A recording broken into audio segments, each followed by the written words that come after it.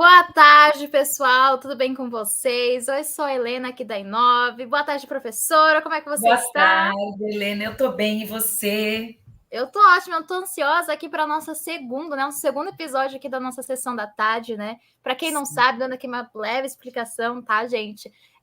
Praticamente toda semana a gente tem aqui episódios, né? Aulas aqui ao vivo no nosso canal no YouTube, tá? Aqui da Inova Educação. Então vocês podem estar sempre contando aqui com conteúdo de qualidade toda semana aqui no canal da Inova. Então já clica aqui no sininho para você ficar sabendo das notificações, se inscreve, deixa aquele like e senta aí, porque hoje o assunto é sobre obrigação de alimentos, né, Pro? Isso mesmo. E o Aspectos pessoal, práticos, muita coisa isso. legal que eu preparei para vocês. O que o pessoal pode esperar aí dessa aula? Acho que pode esperar coisa boa. Não, brincadeira. Pode esperar aí várias dicas práticas. Eu acho que para quem quer aqueles lances de atuação mesmo prática, sabe? Falar assim, ó, preciso saber rapidamente isso. Nesse vídeo você vai ter bastante coisa que vai te ajudar. Perfeito. E, Pro, se você quiser um pouquinho se apresentar para o pessoal que não te conhece, eu Tá. já vou deixar aqui, na verdade, eu coloquei um pouquinho antes, mas vou deixar aqui o arroba da Pro, tá, gente? Isso Já mesmo, tá corram para seguir certinho. ela. Tá bom.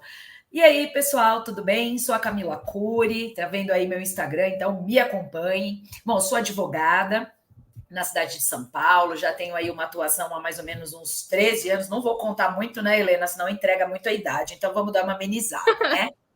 Sou mestre em Direito, professora de Direito, e tenho que confessar para vocês que um dos assuntos que eu mais gosto de falar é de questão prática, porque é o momento em que eu posso aí dividir um pouquinho com vocês sobre a minha atuação e com isso poder ajudá-los também, porque eu sei que é muito importante, especialmente para quem vai iniciar, né? Às vezes nem só não está no início da carreira, mas vai iniciar ali na atuação, aqui no caso do direito de família, e tem várias coisinhas práticas, não basta só saber a teoria. Tem vários lances práticos que a gente aprende só no dia a dia, e é isso que eu quero trazer para vocês. Perfeito. E, pessoal, para você que deve estar se perguntando, né, o que vamos ver nessa aula, fiquem tranquilos, porque vocês já vão ver. E, inclusive, tem material, né? Vou confirmar aqui. Tem material, né, Pro? Tem material, tá aqui já. Assim que eu não sei, eu acho que vocês. Deixa Eu eu ver vou se eu. colocar aqui para você, Pro. Aí, tá ótimo. Já está aqui, beleza. É isso mesmo, Então, tem material que eu preparei para vocês aí com muitas dicas, muita coisa legal. e se eu não me engano, produção aqui, que tá junto conosco aqui, pode confirmar. Esse material vai ficar disponível depois, produção? Sim, não, produção? Talvez. Vamos esperar Sim. a resposta. Sim. Talvez. Não Depois sei. a gente confirma. Depois, até o Isso, fim da depois live, vão a ver. gente confirma. Aí o pessoal acompanha aqui, aí a gente confirma se o material vai ficar disponível e onde vai estar disponível. Ah, na verdade, gente, o material ele não vai estar disponível mais, gente. Vai estar. Esse vídeo aqui tá ao vivo e vai ficar salvo. Então, a mesma coisa. Ah, a produção falou que sim. Então, que sim, vai ficar salvo Então, aqui. melhor ainda, tá disponível o material. Ó, já respondemos aqui um sim, legal. Aí fica mais legal ainda, né, Helena? Que aí o pessoal acompanha e depois também não precisa ficar naquela coisa de querer copiar tudo, mas também, né, nessa situação, a pessoa vai poder depois também, se quiser assistir de novo, copiar depois, tranquilo, né? Assiste a live tranquilo, como uma sessão da tarde. Exatamente, gente. Então, não vou enrolar aqui muito, né? Já vou deixar aqui a aula perfeitinha aqui rolando para vocês. E já vou pedir para vocês, enquanto vocês estão assistindo, para seguir a Inove nas nossas redes sociais, né? Seguir a Pro, que já deixei aqui o arroba dela, tá? E ficar de olho nas nossas atualizações das nossas redes sociais, porque tem novidades vindo aí, tá bom? Mas era isso, não vou enrolar. Um beijo, Pro. Qualquer coisa é só Obrigada, chamar Helena. aqui. Combinado. Obrigada. A gente se fala. Tchau, Vamos lá, tchau. pessoal. Tchau, tchau. E aí, pessoal, vamos lá, então. Preparei aqui para vocês, né, essa aula prática, né? É claro, quando a gente fala de um assunto de direito, a gente nunca tem como começar só com a prática, porque é sempre importante a gente introduzir o assunto. Então, o que eu vou falar de obrigação de alimentos? Aí já trago aqui para vocês.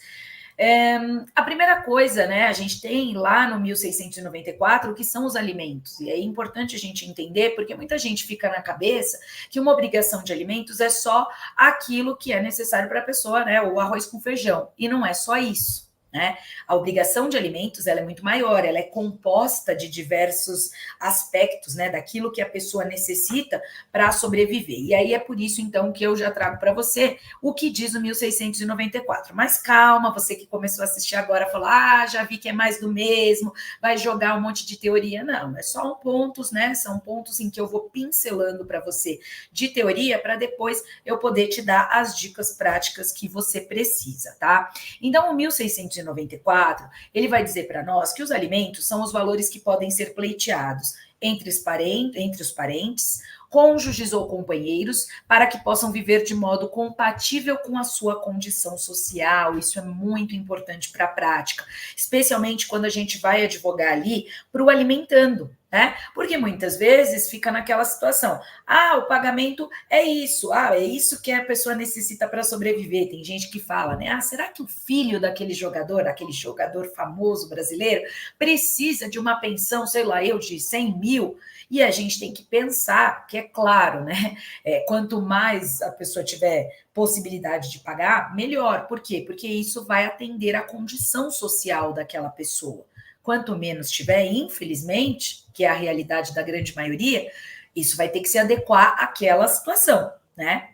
A gente sabe, né, que uma criança, um jovem, precisa de muitas coisas para sobreviver com dignidade e para ter essa situação, essa condição social observada. Mas esse é um ponto muito importante, especialmente quando você advoga pelo alimentando. Por quê? Porque muitas vezes vem aquela história, mas uma criança precisa disso para sobreviver?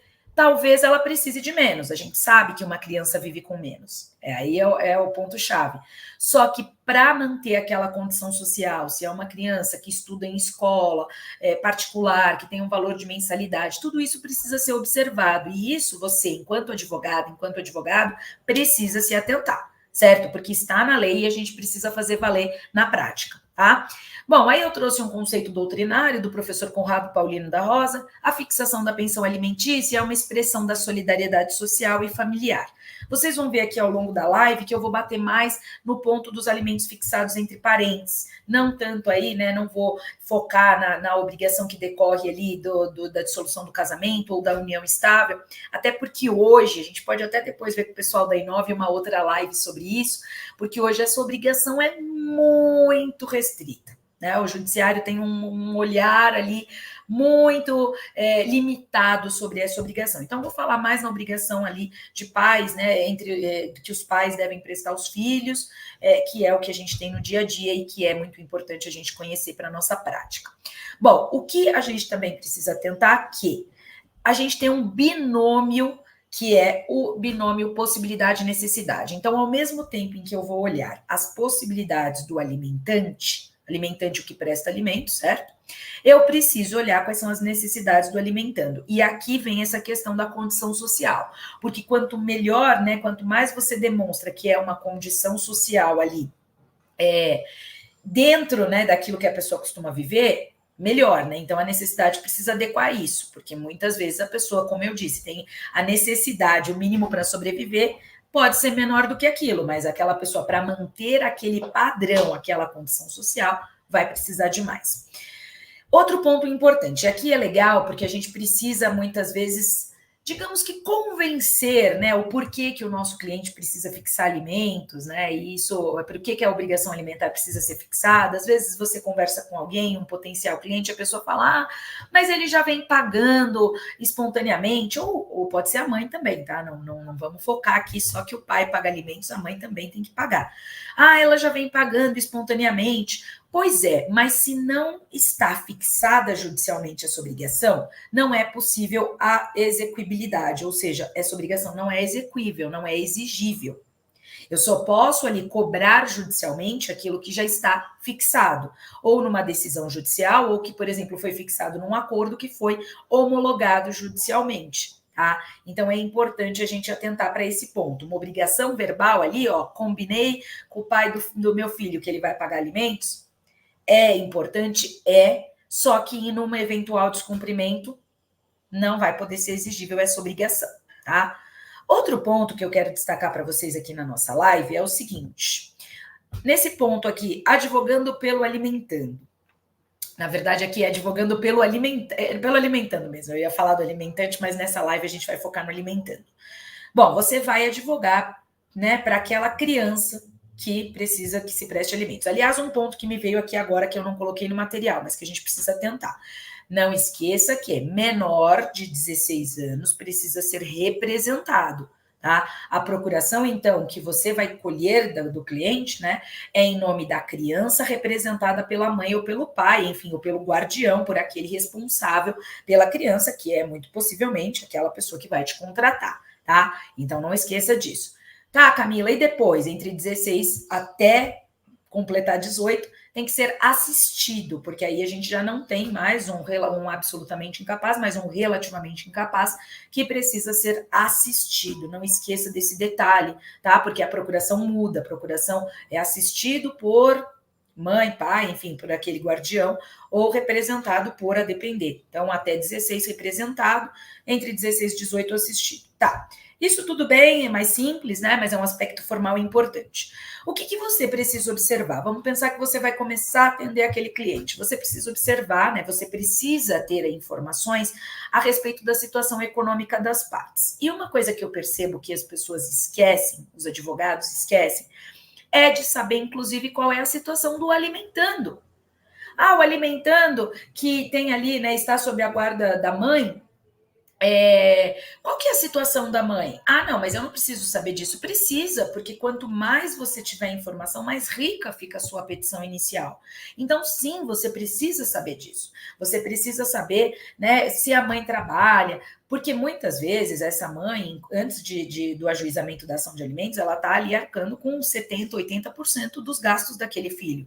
Então, a gente precisa saber para a gente conseguir ter aí a noção do contexto todo em que estão envolvidas essas partes. Então, a situação econômica de ambos, do alimentante, com certeza, né? Por quê? Porque a gente precisa aqui saber quanto que o alimentante ganha, quais são seus rendimentos, certo? Eu coloquei aqui os gastos do alimentante, né? Assim, numa situação subjetiva que você precisa saber sobre o padrão de vida, mas a gente precisa colocar aqui também os gastos do alimentando. Outro ponto que muita gente não observa, faz um pedido genérico. A criança precisa de um salário mínimo. Pois é, aí sabe o que os juízes fazem? E te falo isso com experiência de quem aí trabalha com ação de alimentos semanalmente com diversas. O juiz vai fixar um padrão mínimo. Por quê? Porque você não especificou. E lembra o que eu falei para você no começo da live? Condição social. Isso é importantíssimo. Por quê? Porque precisa constar lá e fazer uma tabelinha legal, uma planilhazinha. Qual o valor da mensalidade escolar? Qual é o valor ali de gastos com lazer? Vou até falar disso na sequência. Com alimentos, e aqui inclui mercado, eu até já menciono isso melhor. As possibilidades da pessoa que vai prestar os alimentos. Também, eu aqui coloquei gastos do alimentante, seria do alimentado. E vice-versa, né? E as possibilidades do alimentante. Na hora de fazer o material acabou ficando trocado. Vou substituir depois para vocês, tá? Tem que fazer também o seguinte: tem que pedir ofícios para a pesquisa do patrimônio. Já vou continuar também especificando. Antes disso, quero saber se vocês já estão aí seguindo a I9 no Instagram, se já se inscreveram no canal aqui no YouTube.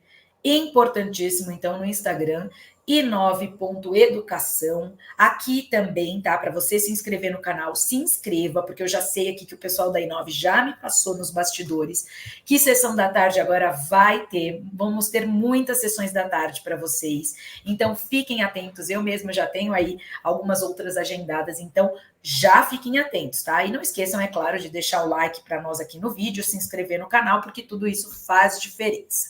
E aqui falando, então, da situação econômica das partes, né? Então, especificamente aqui o que eu falei para vocês.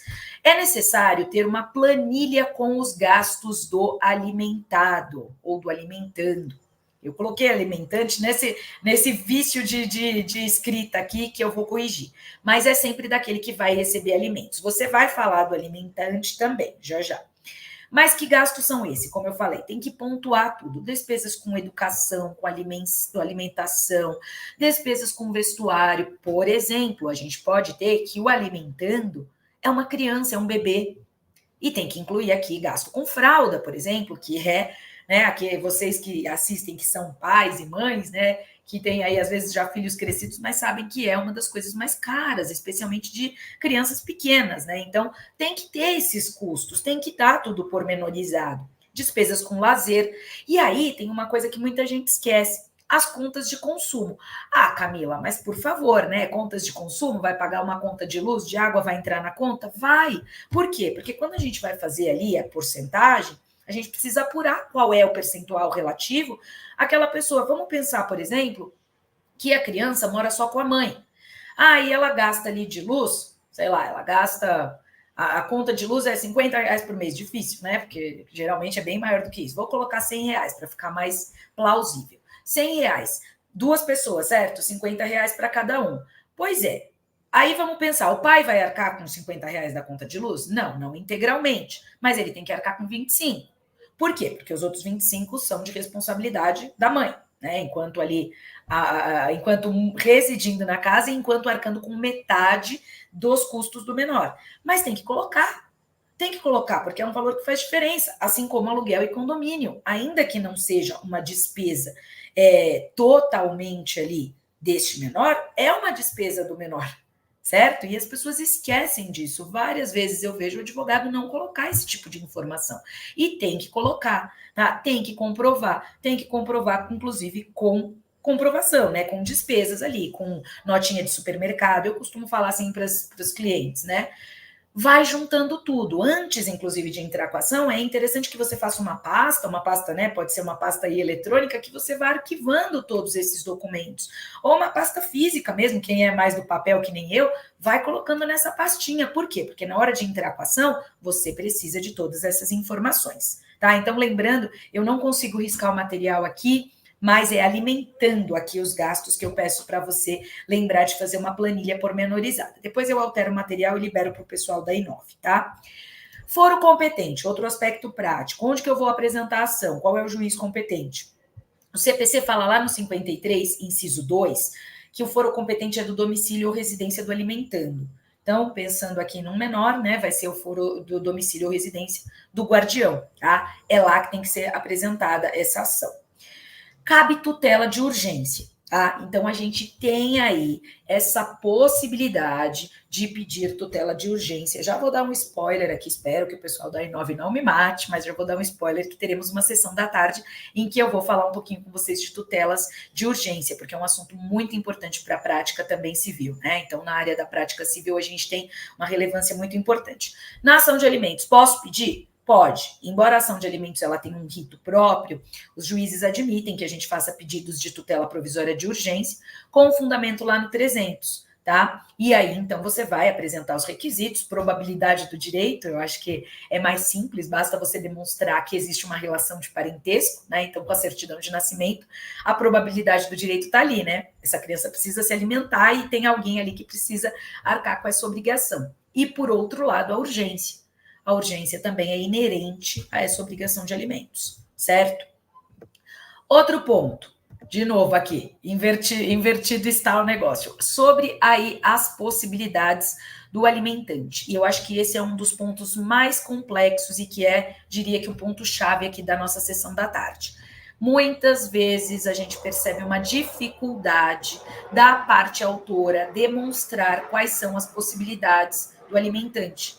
Como que eu vou demonstrar? Eu não sei.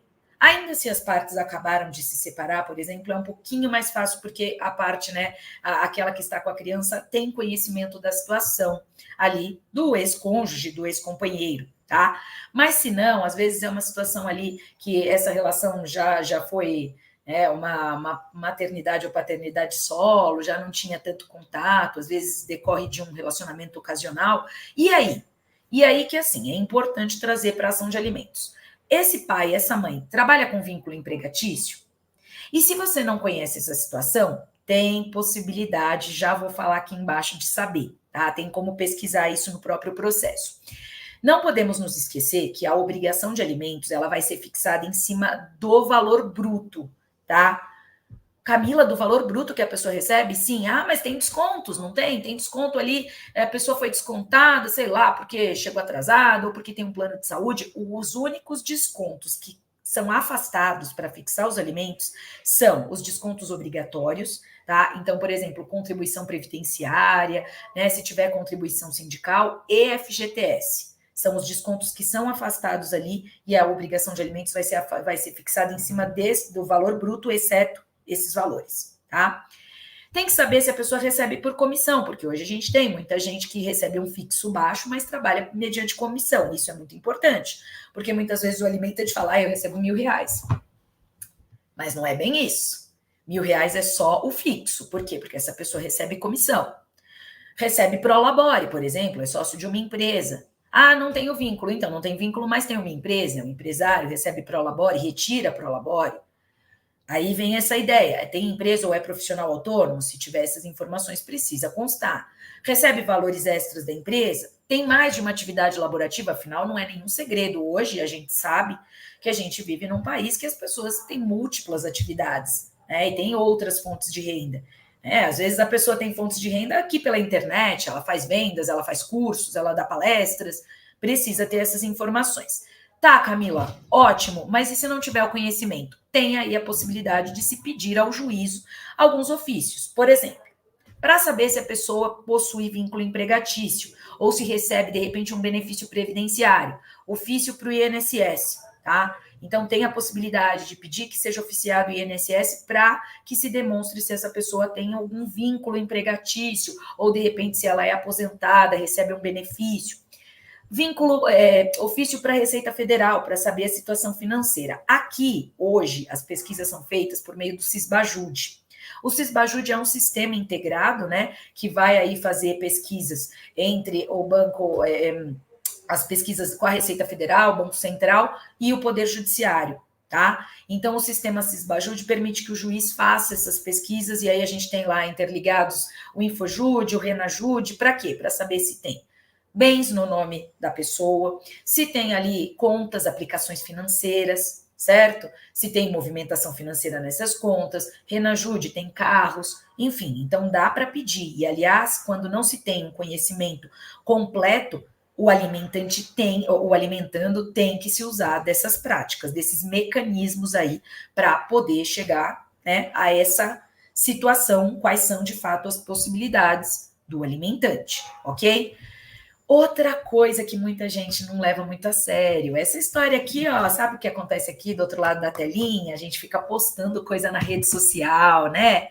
E tudo bem, faz parte, é um aspecto da vida. E aí, então, o alimentante fez isso, alimentando tem que utilizar esses elementos também como provas, tá? É o que hoje a gente chama, o que a jurisprudência chama, né, de sinais aparentes de riqueza. Porque às vezes a pessoa fala, eu não tenho nada no meu nome, mas ela faz inúmeras viagens, inclusive viagens internacionais, ela tem patrimônio, e aí? E aí que é por meio dessas postagens em rede social que se faz prova desses sinais aparentes de riqueza.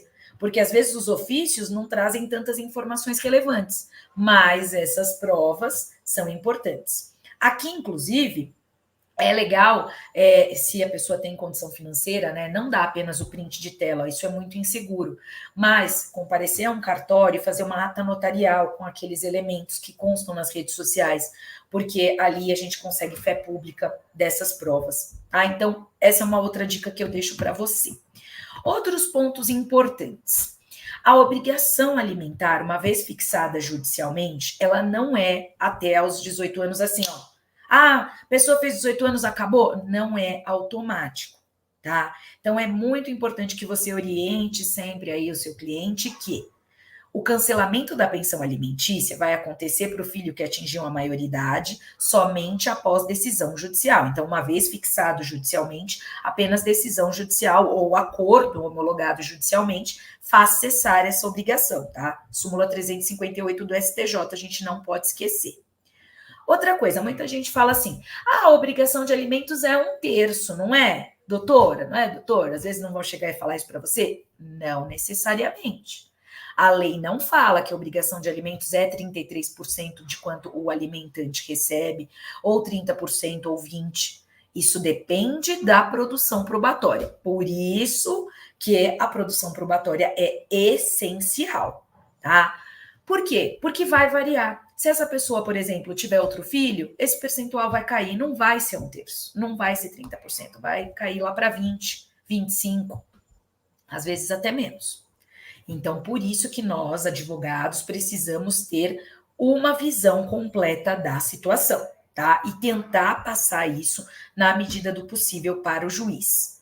Outra coisa, uma vez fixado alimentos, a gente sabe, né, que os alimentos, a obrigação alimentar, ela é passível de ser revista, né? Porque a gente tem lá na questão processual que, por ser uma obrigação que ela é cumprida mês a mês, ela pode ser revista, ela não está sujeita a coisa julgada material. Então, pode ser que hoje fixou em um salário mínimo e amanhã eu consiga majorar. Só que eu já digo para vocês, não é fácil aumentar a obrigação de alimentos, tá?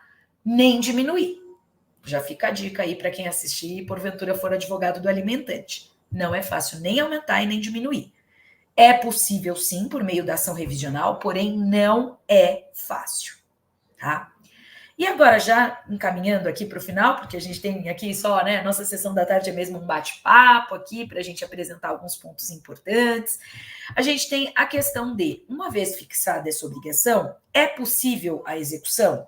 É possível, é claro, e a gente sabe que nem muita gente diz, você com certeza já ouviu falar, é uma possibilidade real, porque teremos a prisão civil como uma possibilidade. Mas você, advogado, não pode esquecer que a prisão civil, ela só vai ser em relação a uma obrigação judicialmente fixada, como eu falei, e ela vai abranger as 3 prestações anteriores ao ajuizamento da demanda, tá? E as vincendas. Então, por exemplo, se a gente vai entrar hoje com uma ação de cumprimento de sentença de alimentos, a gente só pode incluir, estamos aqui em outubro, a gente pode incluir quando? Aliás, o quê? Os meses de setembro, agosto e julho. E os meses posteriores, né? Então, novembro, dezembro, aquilo que for vencendo no decorrer da demanda. Tá, Camila, e o que ficou anteriormente, eu não posso cobrar? Pode. Você pode fazer 2 procedimentos aí, um deles pelo rito que a gente fala da prisão civil e outro pelo da expropriação de bens. Então, a outra possibilidade de cobrar pensões pretéritas mais antigas do que as 3 meses anteriores às do ajuizamento, aí não tem jeito, precisa ser pelo rito da expropriação de bens. Beleza? Ok. Bom, sobre a execução de alimentos, prisão civil pode ser de 1 a 3 meses, esse é o limite, tá? Como é que eu vou saber? Geralmente os juízes ficam no meio termo, fixam 60 dias, mas quem vai determinar é o próprio juiz, tá? A prisão, uma vez cumprida, vamos pensar que o executado ficou 60 dias preso. Acabou, a obrigação acabou ali? Porque tem executado, tem alimentante que quando se transforma em executado, fala assim, prefiro ficar preso. Tá bom, você vai ficar preso ao invés de pagar, só que a obrigação não vai desaparecer. Ou seja, a obrigação prossegue aí pelo rito da expropriação de bens. E você, enquanto advogado do exequente, vai ter que sempre ficar pesquisando ali sobre bens, sobre valores em contas bancárias, para conseguir que esse recebimento seja feito, né? Seja concluído. O débito pode ser descontado de forma parcelada? Pode. O 529, parágrafo 3º, isso foi uma novidade do CPC de 2015, que já não é novo, né? Mas é possível descontar. E aqui, ó, atente-se, advogado do alimentando, você vai pedir para descontar parcelados alimentos, se a pessoa recebe com carteira assinada, né, com vínculo empregatício, o que dá uma segurança, e além disso, vai ter que continuar pagando a pensão do mês, porque tem gente que é engraçadinha e fala, não, então só vou pagar o acordo por enquanto. Não. Acordo e o parcelamento, só que somando ambos não pode ultrapassar 50% dos rendimentos líquidos lá da pessoa, tá? Uma questão polêmica para a gente fechar aqui a nossa live. Pode pedir bloqueio de cartão de crédito, CNH, passaporte? Pode. O Poder Judiciário aqui, especialmente na comarca de São Paulo, isso pode no Brasil inteiro, tá? Então você que está me assistindo aí pode fazer esse pedido. Mas existe aí uma certa divergência doutrinária. Trouxe 2 julgados relativamente recentes, em um que é possível pedir aí bloqueio de CNH, passaporte, são aquelas medidas aí que podem ser utilizadas para compelir ali o executado a pagar. Veja que aqui nesse primeiro julgado, diante da inércia do executado e esgotadas as tentativas de localização de bens, o juiz pode determinar essas medidas. São as medidas ali chamadas de indutivas, coercitivas, certo? Mas aqui, outro julgado dizendo que não, impossibilidade. Por quê? Porque se houve aí diligências infrutíferas para localizar bens impenhoráveis, isso não significa que você pode ali afetar outros direitos, né, da pessoa. Então, por exemplo, suspender passaporte, cartão de crédito, CNH, isso de alguma forma aí afetaria outros direitos, como direito fundamental de ir e vir, direito à liberdade do executado. Então, aqui existe uma certa divergência doutrinária, se pode, se não pode, mas a gente tenta, né? Enquanto aqui, falando hoje, aqui como advogada do exequente, do alimentando, a gente tenta, claro, porque o objetivo maior é que essa obrigação seja cumprida, tá? Então, isso é muito importante que a gente atente para esses aspectos. Bom, pessoal, é isso que eu tinha que trazer para você. Lembrando que aqui era uma live, né? Nossa sessão da tarde. Aliás, quero agradecer publicamente aqui para todo o pessoal da I9. É um prazer estar com vocês e espero que essa seja a primeira de muitos aqui eventos que a gente tem aqui no canal. Contem comigo, tá? E quero já dizer para vocês que corram lá no site da I9, porque a gente está assim de cursos, certo? Assim, de cursos práticos, assim, tem novidade, a Helena já falou no comecinho da live que tem novidade aí chegando, e já eu vou contar uma novidade, ó, pessoal, não me matem, eu vou ter cursos aqui de prática na I9. Então, hoje foi só, digamos que um esquenta dos cursos que eu vou trazer para vocês, tá? Já tenho algumas coisas aí programadas com o pessoal da I9. Então, fiquem atentos. Já quero saber de todo mundo aí seguindo a I9 no Instagram, certo? Se inscrevendo aqui no canal no YouTube e, claro, seguindo esta pro também que vos fala, certo? Camila Curi _ Profa. Então, segue a I9, segue a professora Camila, porque eu quero aí poder auxiliá-los na prática e trazer muito conteúdo legal aqui para vocês. Certo, pessoal? É isso, espero que tenha sido aqui produtiva essa oportunidade para vocês. Já deixando spoiler, semana que vem temos sessão da tarde aqui comigo de novo, mas temos outras sessões da tarde aqui no canal da I9, então já sabem, se inscrevam, certo? Porque tem muita coisa boa vindo por aí. É isso, pessoal. Muito obrigada aí pela participação e quem vai assistir depois já sabe, né? Vai ter aí acesso ao material, o pessoal da I9 vai disponibilizar. Foi um prazer estar aqui com vocês nesse primeiro momento e a gente se vê em breve, então, por aqui. Até lá!